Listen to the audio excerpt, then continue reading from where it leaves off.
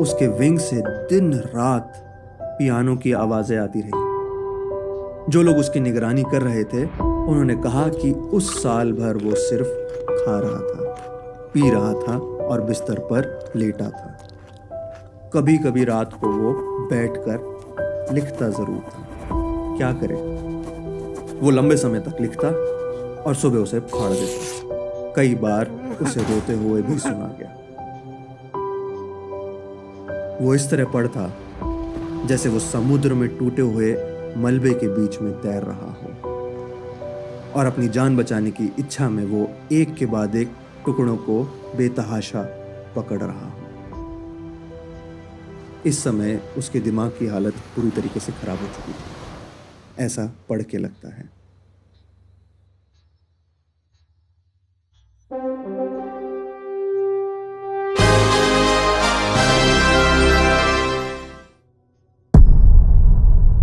नमस्कार दोस्तों, स्वागत है आप सभी का एक बार फिर से हमारे इस चैनल पर, हमारे इस पॉडकास्ट पर, जिसका नाम है दादी जी का चश्मा। दोस्तों, पिछली कहानी हमारे लिए एक एक्सपेरिमेंट थी और आपने उस एक्सपेरिमेंट को इतने ज़बरदस्त तरीके से लिया, आपने उसको इतना प्यार दिया, पसंद किया। हमने कोशिश करी एक लव स्टोरी बनाए और आपने उसको उतना ही प्यार दिया जितनी हमने मन से बनाई थी। तो आइए, आज की कहानी लिखी है मिस्टर एंटन चेखव ने। ये मेरे पसंदीदा राइटर्स में से एक है और इनकी कहानियों में ये किस लिए फेमस है कि इनकी कहानियों में जो ज़बरदस्त ट्विस्ट लेकर के आते हैं वो बा कमाल है। तो आइए शुरुआत करते हैं आज की कहानी को, जिसका नाम है द बेट। ये एक अंधेरी शरद ऋतु की रात थी। बूढ़ा बैंकर अपने अध्ययन के कोने से कोने तक चहलकदमी कर रहा था और अपनी यादों में 15 साल पहले दी गई शरद ऋतु की पार्टी को याद कर रहा था। उस पार्टी में कई होशियार लोग थे और दिलचस्प बातचीत हो रही थी। वे अन्य चीजों के अलावा पूंजी दंड यानी कि मौत की सजा जो होती है उसके बारे में बात कर रहे थे। वहां मौजूद मेहमानों में कई विद्वान थे, पत्रकार थे, अधिकांश लोग इंटेलेक्चुअल्स थे। लेकिन वहां जो बात हो रही थी वो बात हो रही थी पूंजी दंड के बारे में, मौत की सजा के बारे में। उनका मानना था कि यह सजा एक पुराने समय की है, जो कि पुराने राज्यों के लिए तो ठीक थी, लेकिन आज के समय में वो बेकार है। कुछ का तो यह भी मानना था कि पूंजी दंड को जीवन भर की सजा से बदल देना चाहिए। ठीक है, मैं आपसे सहमत नहीं हूं, मेजबान ने कहा। मैं देखो खुद भी तो पूंजी दंड का कभी अनुभव तो नहीं किया, लेकिन जीवन भर की सजा ठीक ठाक ही है। लेकिन अगर कोई पहले से ही निर्णय ले सकता है तो मेरे विचार में पूंजी दंड कारावास से कहीं अधिक नैतिक और मानवीय है। फांसी तुरंत मौत दे देती है, जबकि जीवन भर की सजा धीरे धीरे हत्या करती है। रोज रोज अब आदमी मर जाएगा जी जी करके। लेकिन मैं अभी भी यही बोलूंगा कि निर्णय करना मुश्किल है कि फांसी की सजा देने वाला अधिक मानवीय है, जो आपको कुछ सेकंडों में ही मार डाले, या जो वर्षों तक आपकी जिंदगी चुराता रहे। हमारे विचार से दोनों समान रूप से अमानवीय है, एक मेहमान ने टिप्पणी दी। क्योंकि उनका उद्देश्य एक ही है, जीवन को छीनना।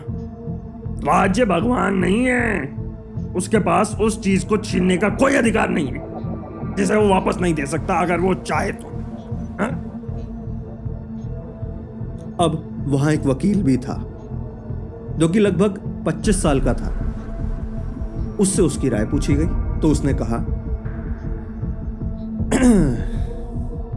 देखिए, पूंजी दंड और जीवन भर की सजा दोनों समान रूप से अमानवीय ही हैं, ये मैं मानता हूं। लेकिन अगर मुझे इनमें से किसी एक का चुनाव करने का मौका मिले, मैं निश्चिंत रूप से दूसरे को ही चुनूंगा।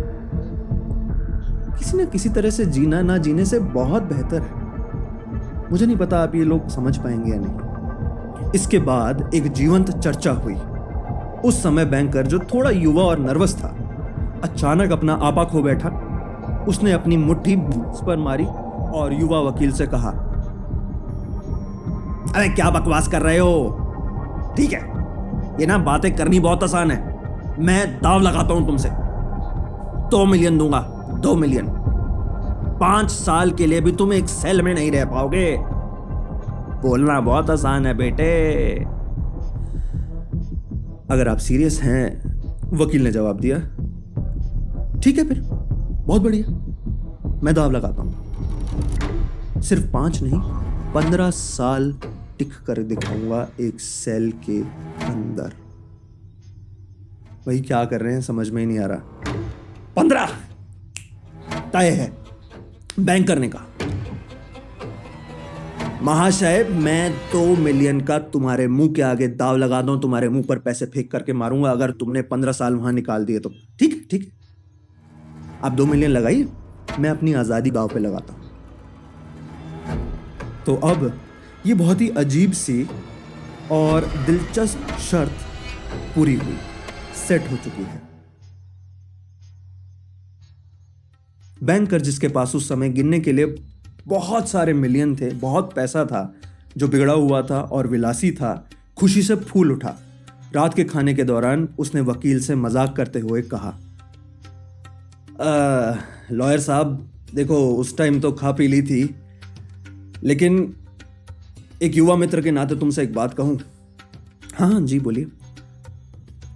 देखो, इससे पहले कि बहुत देर हो जाए, मैं तुम्हें एक बात कहना चाहता हूं। आज 2 मिलियन मेरे लिए कौड़ियों के भाग, लेकिन तुम अपनी जिंदगी के 3 या 4 सबसे अच्छे साल खो दोगे। मैं 3-4 इसलिए कह रहा हूं क्योंकि मुझे भी पता है कि तुम इससे ज्यादा तो नहीं टिक पाओगे, और खास करके मुझे लगता नहीं तुमने इस चीज को कैलकुलेट किया है, लेकिन तुम एक दुखी आदमी हो और उसके ऊपर अपनी इच्छा से कारवास में खुद जा रहे हो, ना कि तुम पर किसी चीज की इंपोजिशन लगी है।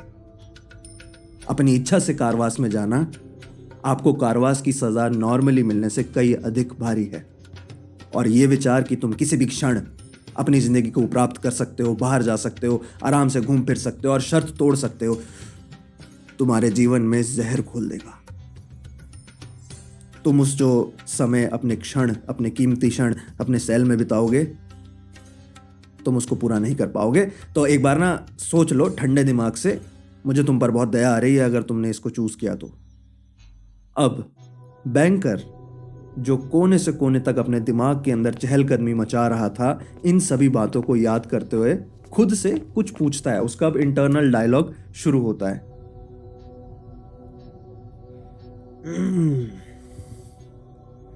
मैंने आखिर ये शर्त क्यों लगाई? मतलब समझ में नहीं आ रहा कि उस समय मैंने ऐसी बातें क्यों करी। वो बेचारा वकील अपने 15 साल खो देगा अगर उसने शर्त पूरी करी, और मैंने ऐसे ही अपने 2 मिलियन आग में फूंक दिए। इससे क्या लोगों को यकीन आएगा कि पूंजी दंड बेकार है, कि जीवन भर की सजा बेकार है? ये सब बेकार की बातें हैं, छोड़ो। मेरी तरफ से एक अच्छी तरह खाए पिए संपन्न आदमी की एक दिमाग की सनक थी, और उस बेचारे के लिए वो पैसों की भूख थी। खैर, अब फिर उसने उस शाम पार्टी के बाद जो हुआ उस समय पर उसे याद किया। यह तय हुआ था कि वकील को सबसे कड़ी निगरानी में बैंकर के घर के बगीचे के एक हिस्से में कारवास भुगतान दिया जाएगा। यह तय किया गया कि इस दौरान उसे दहलीज पार करने, जिंदा लोगों से मिलने, मानवीय आवाजें सुनने और पत्र और समाचार पत्र प्राप्त करने का कोई भी अधिकार नहीं होगा। यानी कि बाहर की दुनिया से उसका इंटरैक्शन 0 होगा। अब ये समय आने वाला है कि जब हम अब अपने आप को इस लॉयर की जगह इमेजिन करें। उसे एक संगीत वाद्य यंत्र रखने की अनुमति होगी, मतलब एक म्यूजिकल इंस्ट्रूमेंट रखने को उसको परमिशन मिलेगी। किताबें पढ़ने की, पत्र लिखने की, शराब पीने की और तंबाकू पीने की भी अनुमति थी। ये सब उसको दे दी गई थी। किताबें पढ़ सकते हो, अपनी चिट्ठियां लिख सकते हो, शराब पी सकते हो, तंबाकू, सिगरेट इत्यादि पी सकते हो। अब इसकी टर्म्स एंड कंडीशंस आप सुनिए। समझौते के अनुसार वो बातचीत कर सकता है, लेकिन केवल मौन में। मतलब बाहरी दुनिया से उसे विशेष उद्देश्य के लिए बनाए गए एक छोटी सी खिड़की के माध्यम से कुछ भी जो भी आवश्यक होगा उसको किताबें, संगीत, शराब किसी भी मात्रा में खिड़की से एक नोट भेजकर प्राप्त वो कर पाएगा। उन टर्म्स एंड कंडीशंस में इतना कुछ लिखा था कि ये लाइन तक मेंशन्ड थी। कि उसको 15 साल तक बाध्य कर दिया गया है। 14 नवंबर 1870 की मध्य रात्रि से 14 नवंबर 1885 की मध्य रात्रि तक वो बंद रहेगा। यदि उसने किसी भी प्रयास से इन शर्तों का उल्लंघन किया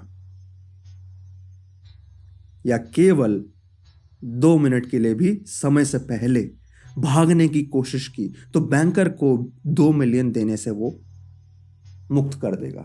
मतलब उसके बाद बैंकर को कोई 2 मिलियन उसको नहीं देने। खत्म, गेम ओवर।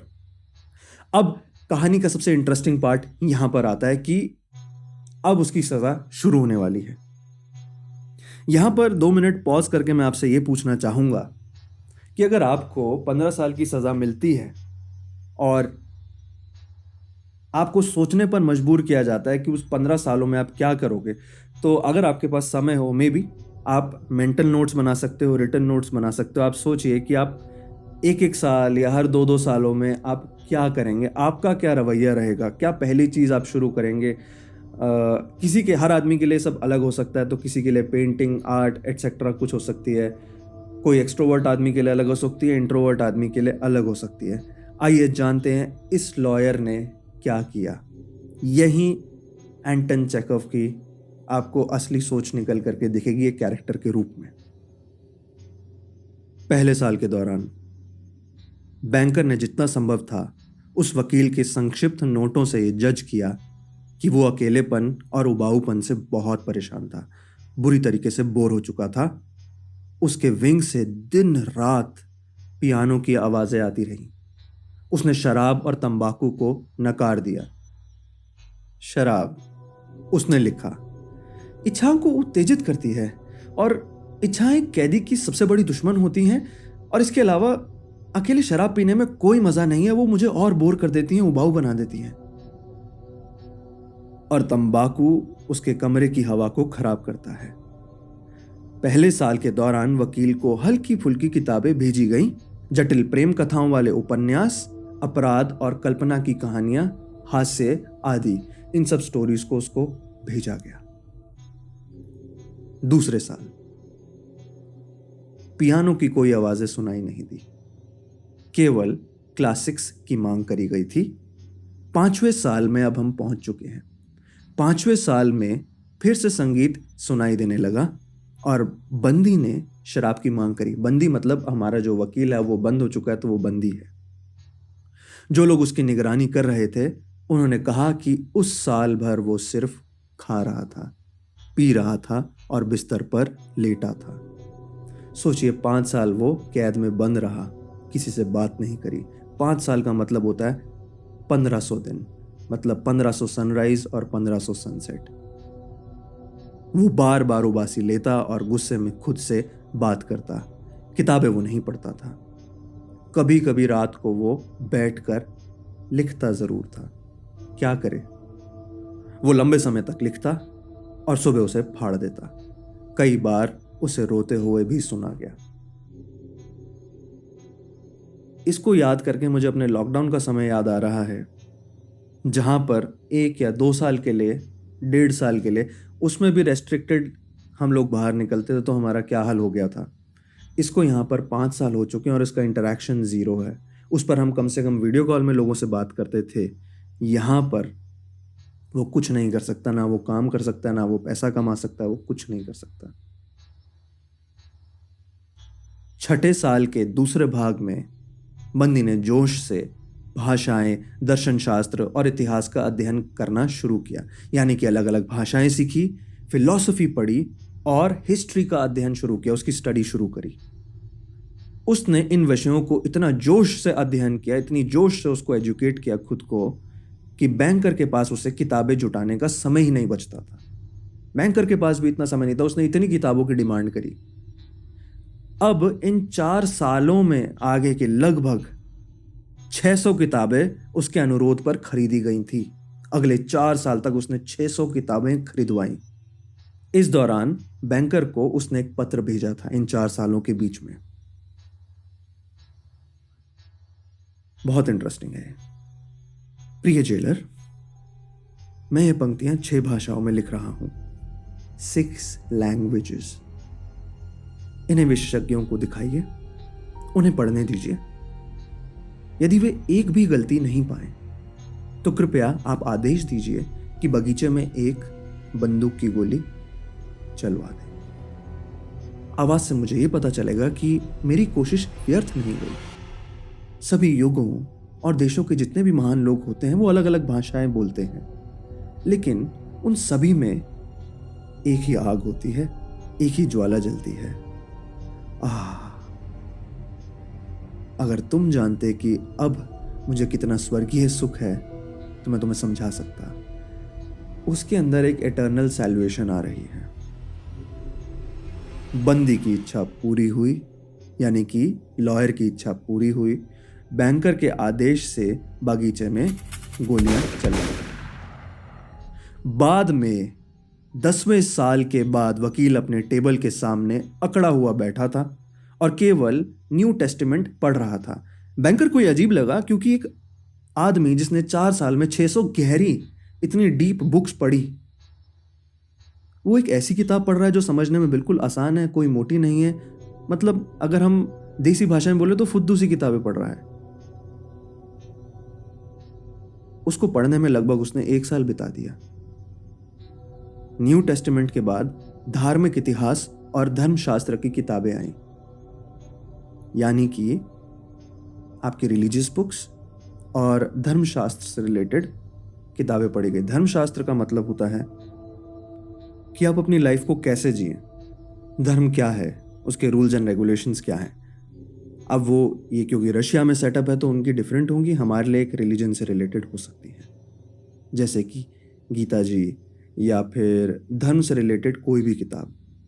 अपने कारवास के आखिरी 2 वर्षों में, यानी कि वो 13 साल बिता चुका है, बंदी ने अत्यधिक पढ़ाई की, एकदम अनियंत्रित तरीके से। अब वो प्राकृतिक विज्ञानों का अध्ययन करता, यानी कि जो नेचुरल चीज़ें हैं, नेचुरल फिनोमिनन्स हैं, उनको स्टडी करता। फिर बायरन या शेक्सपियर पढ़ता, यानी कि लिटरेचर पढ़ता। वो नोट्स भेजता जिसमें वो कहता कि एक ही समय में उसे रसायन शास्त्र पर किताब, यानी कि आपकी जो केमिकल फिनोमिनन्स है उस पर किताब, चिकित्सा का पाठ्यक्रम यानी कि मेडिकल साइंसेस, एक उपन्यास यानी कि एसेज, और धर्मशास्त्र या दर्शन शास्त्र पर एक शोध ग्रंथ भेजा जाए। ये सब कुछ वो एक साथ मंगवाता। वो इस तरह पढ़ता जैसे वो समुद्र में टूटे हुए मलबे के बीच में तैर रहा हो, और अपनी जान बचाने की इच्छा में वो एक के बाद एक टुकड़ों को बेतहाशा पकड़ रहा हो। इस समय उसके दिमाग की हालत पूरी तरीके से खराब हो चुकी थी, ऐसा पढ़ के लगता है। बैंकर ने ये सब याद किया और सोचा,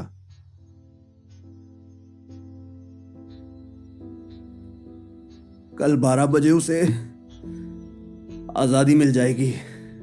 समझौते के तहत मुझे उसे 2 मिलियन देने होंगे। अगर मैंने दे दिए तो मेरा सब कुछ खत्म हो जाएगा, मैं हमेशा के लिए बर्बाद हो जाऊंगा। 15 साल पहले, हैरानी की बात है कि बैंकर ऐसा क्यों सोच रहा है। उसके पास बहुत पैसे थे, लेकिन अब वो डर रहा था कि उसे ये पूछने का साहस ना हो कि उसके पास ज्यादा क्या है, पैसे या कर्ज। शेयर बाजार में जुआ, जोखिमपूर्ण सट्टेबाजी और वो लापरवाहियां जिससे वो बढ़ती उम्र में भी ठीक ना कर सका, धीरे धीरे उसके व्यवसाय को बर्बाद कर दिया। और जो निडर, आत्मविश्वासी और वो गर्वित व्यापारी कभी हुआ करता था, वो अब एक सामान्य बैंकर बन चुका था, जो बाजार में हर उतार चढ़ाव से थर थर कांपता था। ये 2 बंदों की इवोल्यूशन चल रही है, एक कहां जाकर के पहुंच रहा है और एक किस तरफ जाकर के आगे बढ़ रहा है। वो बेट, वो आदमी मरा क्यों नहीं? वो तो सिर्फ 40 साल का है। वो मेरी आखिरी पाई ले जाएगा, शादी करेगा, जीवन का आनंद उठाएगा, शेयर बाजार में जुआ खेलेगा, और मैं जलन के मारे उसे भिखारी की तरह देखूंगा, और वो हर दिन वो शब्द सुना करूंगा, मैं आपकी ज़िंदगी के लिए बहुत खुशी हूँ और आपके लिए आभारी हूँ। मुझे आपकी मदद करने दीजिए। नहीं, नहीं, नहीं, नहीं, ये बहुत ज़्यादा है। दिवालियेपन से शर्मिंदगी से बचने का एकमात्र तरीका है वो आदमी मर जाए। घड़ी ने अभी 3 बजाए थे। बैंकर सुन रहा था। घर में सब सो रहे थे और बाहर खिड़कियों से केवल जमी हुई पेड़ों की चीखें सुनाई दे रही थी। बिना आवाज किए उसने अपनी अलमारी से उस दरवाजे की चाबी निकाली जो 15 सालों से कभी नहीं खुली थी। अपना ओवरकोट पहना और घर से बाहर चला गया। बागीचा अंधेरा और ठंडा था। बारिश हो रही थी। एक गीली अजीब सी हवा काटने वाली बागीचे में फटकार रही थी। पेड़ों को आराम नहीं करने दे रही थी। बैंकर ने अपनी आंखें पूरी ताकत से झपकाते हुए देखा, लेकिन ना तो जमीन दिखाई दी, ना सफेद मूर्तियां, ना बागीचों के पंख, ना पेड़, ना पत्ते, कुछ भी नहीं। बागीचे के पंख के पास पहुंचकर उसने 2 बार पहरेदार को पुकारा। कोई जवाब नहीं था। तो यानी कि स्पष्ट रूप से पहरेदार ने खराब मौसम से बचने के लिए कहीं रसोई या ग्रीन हाउस में शरण ले ली थी और अब वहां सो रहा था।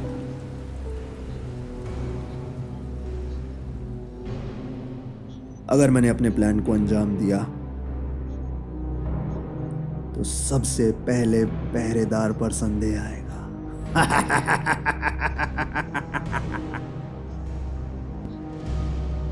अंधेरे में उसने सीढ़ियां और दरवाजा खोजते हुए बागीचे के पंख के हॉल में प्रवेश किया। फिर एक संकीर्ण गलियारे में घुसकर माचिस जलाई। वहां कोई नहीं था। किसी का बिस्तर बिना बिस्तर कंबल के वहीं पड़ा था और एक लोहे का चूल्हा कोने में अंधेरे में दिख रहा था। उस दरवाजे पर लगे हुए मोहरे टूटे नहीं थे जो बंदी के कमरे में रास्ता जा रहा था। जब माचिस की लौ बुझी तो बूढ़ा आदमी घबराहट से कांपते हुए छोटी सी खिड़की में झांकता है। बंदी के कमरे में एक मोमबत्ती मध्यम रूप से जल रही थी। बंदी खुद मेज के पास बैठा था। केवल उसकी पीठ, सिर के बल और हाथ दिखाई दे रहे थे। खुली हुई किताबें, मेज, 2 कुर्सियां और मेज के पास एक कालीन पर सब कुछ बिखरा हुआ था। 5 मिनट गुजर गए और बंदी ने एक बार भी हिलने डुलने का इशारा नहीं किया। 15 साल की बंदीगिरी ने अब उसे स्थिर बैठने की कला सिखा दी थी। 15 साल। फिर बैंकर ने धीरे से दरवाजे की मोहरें उखाड़ी और चाबी ताले में डाली। जंग लगा ताला एक खांसते हुए आवाज करता हुआ खुल गया और दरवाजा चरचराकर खटखटाया। बैंकर को उम्मीद थी कि तुरंत कोई आश्चर्यचकित चिल्लाहट और कदमों की आवाज सुनाई देगी। 3 मिनट बीत गए और अंदर उतनी ही चुप्पी थी जितनी पहले थी। उसने अंदर जाने का फैसला किया। मेज के सामने एक आदमी बैठा था जो एक सामान्य इंसान की तरह नहीं था। वो एक कंकाल था, कसकर खींचे हुए त्वचा के साथ, लंबे घुंघराले बालों के साथ, जैसे किसी महिला के बाल हों, और उसकी जंगली बड़ी दाढ़ी थी। उसका चेहरा पीला था। हम पहली बार उसको 15 साल में देख रहे हैं। मिट्टी जैसा रंग हुआ था। गाल अंदर धंसे हुए थे। पीठ लंबी और संकरी थी और जिस हाथ पर वो अपने बालों वाले सिर को टिका रहा था वो इतना दुबला और पतला था कि उसे देखना दर्दनाक था। उसके बाल पहले ही सफ़ेद हो चुके थे और अगर कोई भी उस वृद्ध और सूखे चेहरे को देखता तो विश्वास नहीं करता कि वो सिर्फ 40 साल का था। मेज पर उसके झुके हुए सर के सामने एक कागज पड़ा था जिस पर कुछ छोटे से हाथ से लिखा गया था, आ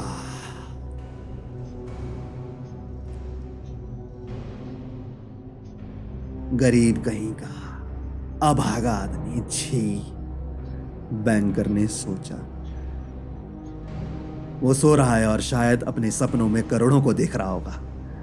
मुझे बस इसको उठाकर बिस्तर पर फेंकना है, एक पल के लिए तकिए से इसे दबाना है और सबसे सावधानी पूर्वक जांच में कोई अप्राकृतिक मौत के निशान नहीं पाए जाएंगे। लेकिन पहले चलिए देखते हैं कि उसने ये इस कागज पर क्या लिखा है। बैंकर ने कागज उठाया और पढ़ा।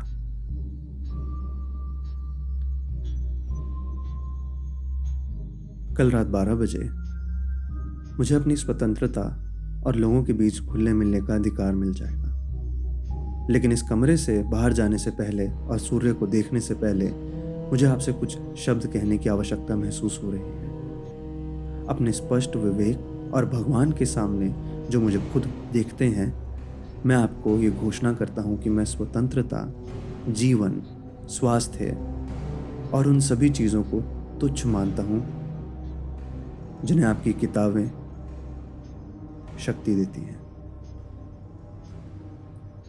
अब ये लेटर दुनिया के सभी लेटरों से सबसे ज़्यादा दिलचस्प होने वाला है। 15 साल में दोस्तों, आदमी का आदमी पूरा बदल जाता है। आइए देखते हैं उसने क्या रियलाइज़ किया इन 15 सालों में। कहानी में बहुत बड़ा ट्विस्ट आने वाला है।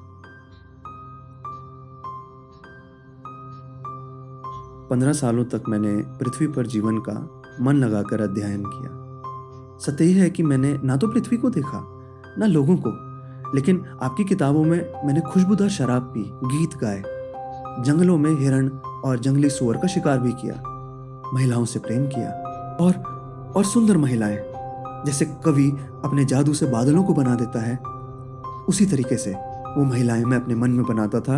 रात को मेरे पास आती और मुझे अद्भुत कथाएं सुनाती जो मेरे सिर को मदहोश कर देती।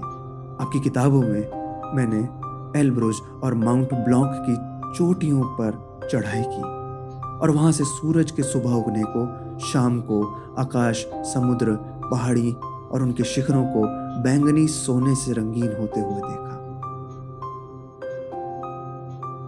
वहां मैंने देखा कि मेरे ऊपर आकाश में आकाशीय बिजली कौंध रही है।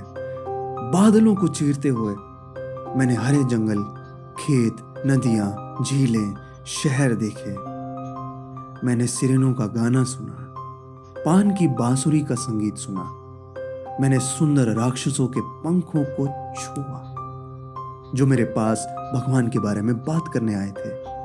आपकी किताबों में मैंने खुद को गहरे गड्ढों में डाला, चमत्कृतियां, शहरों को नष्ट किया, चमत्कार देखे, नए धर्मों का प्रचार किया, पूरे देशों को जीता।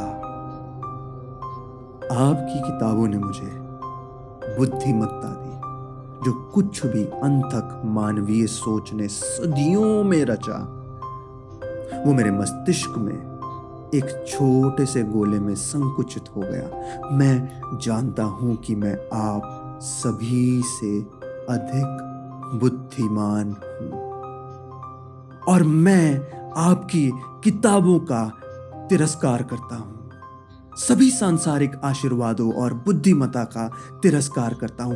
सब कुछ शून्य है, नश्वर है, दृष्टिक है और भ्रमित है। जैसे मृग तृष्णा, आपको जब कुछ भी नहीं मिलता तो आप उसके पीछे भागते हैं, लेकिन जब आपको मिल जाता है तो वो आपके लिए बेकार हो जाता है। चाहे आप गर्वित हो, बुद्धिमान हो, सुंदर हो, फिर भी मृत्यु आपको पृथ्वी की सतह से गायब कर देगी। उसका ये सेल्फ रियलाइजेशन का समय है। जैसे चूहे जमीन में, आपकी संतान, आपका इतिहास और आपके महापुरुषों की अमरता सब कुछ ठंडे राख की तरह होगी जो पृथ्वी के साथ जलकर खत्म हो जाएगा। आप पागल हैं और गलत रास्ते पर चल पड़े हैं।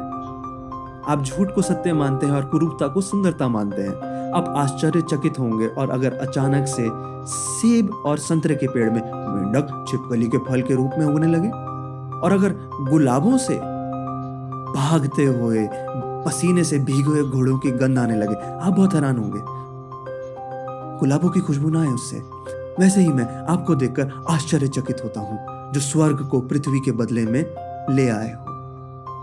समझे? मैं आपको समझाना भी नहीं चाहता, ताकि मैं ये सिद्ध कर सकूं कि मैं जिस चीज से आपसे जीता हूं उसे मैं तिरस्कार करता हूं। मैं उन 2 मिलियन को त्याग देता हूं जिन्हें मैंने कभी स्वर्ग की तरह सपने में देखा था और जिन्हें अब मैं तुच्छ मानता हूं, ताकि मैं अपना अधिकार उनसे छीन सकूं। मैं यहां से निर्धारित समय से 5 मिनट पहले बाहर निकल जाऊंगा और इस प्रकार समझौते का उल्लंघन करूंगा।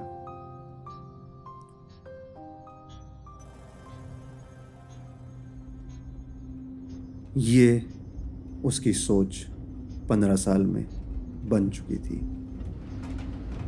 जब उसने पढ़ लिया तो बैंकर ने कागज को मेज पर रखा, उस अजीब आदमी के सिर को चूमा और जोर जोर से रोने लगा, चीखने लगा।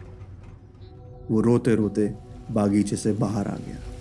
उसने इतने पैसे गंवाए, अपना इतना विनाशकारी स्वभाव था उसका, जुआ सट्टा खेलता था, उन सभी चीज़ों ने उसका इतना तिरस्कार नहीं किया जितना उसे अब महसूस हुआ। घर लौटकर वो बिस्तर पर लेट गया, लेकिन उत्तेजना और आंसू उसे काफ़ी समय तक सोने से रोकते रहे। अगले दिन गरीब पहरेदार उसके पास दौड़ते हुए आए और बताया कि उन्होंने बागीचे में खिड़की से कूदकर आदमी को जाते हुए देखा था। वो गेट की ओर गया और गायब हो गया। बैंकर तुरंत अपने नौकरों के साथ बागीचे के पंख में गया और अपने बंदी के भागने की पुष्टि की। अनावश्यक अफवाहों से बचने के लिए उसने मेज से त्यागपत्र वाला कागज उठाया और वापस आकर उसे अपनी तिजोरी में बंद कर दिया। दोस्तों, ये कोई आम कहानी नहीं है। ये कहानी एक आदमी के इवोल्यूशन की है, जहां आप इसको इस तरीके से समझिए कि आप 15 साल पहले क्या थे और आपकी सोच क्या थी। आप किन चीज़ों से परेशान थे। हो सकता है किसी एग्ज़ाम से परेशान हो सकता है आपको नौकरी ना मिल रही, आप उससे परेशान हो सकता है कि आपके बच्चे ना हो रहे हैं, आप उससे परेशान हो। और आज 15 साल बाद खुद को एक बार ज़रूर देखिए, तब जीवन आपको 15 साल आगे ले जा चुका है। वो आदमी तो 15 साल कमरों में बंद रहा, लेकिन हमारी लाइफ डिफरेंट है। लेकिन उसके बावजूद हम खुद को कितना चेंज्ड मानते हैं। जिन चीज़ों को हम 15 साल पहले इतना वैल्यू करते थे, वो आज हमारे लिए बहुत ही चेंज हो चुके हैं। आज हमारे लिए दूसरी चीज़ों की वैल्यू है। तो मे बी आज हम उन जिन चीज़ों से परेशान हैं, हो सकता है 15 साल बाद, 15 साल आगे हमारे लिए उन चीज़ों की कोई वैल्यू ना हो। इसलिए खुद की पीठ थोड़ी सी थपथपाएं, खुद को शाबाशी दें, खुद पर इतना हार्श ना हो, आगे बढ़ें और जीवन के मौज लें। आइए इसी के साथ इस वीडियो को, इस पॉडकास्ट को एक पूर्ण विराम दें। एक डिफरेंट सी कहानी आपके सामने लेने का मन था, सुनाने का मन था। अब बताइए आपको ये कहानी कैसी लगी। ये थोड़ी सी लंबी है, लेकिन उम्मीद करता हूँ आपको पसंद आई होगी और इसी तरीके से हम नई नई कहानियाँ आपके आगे पेश करते रहेंगे।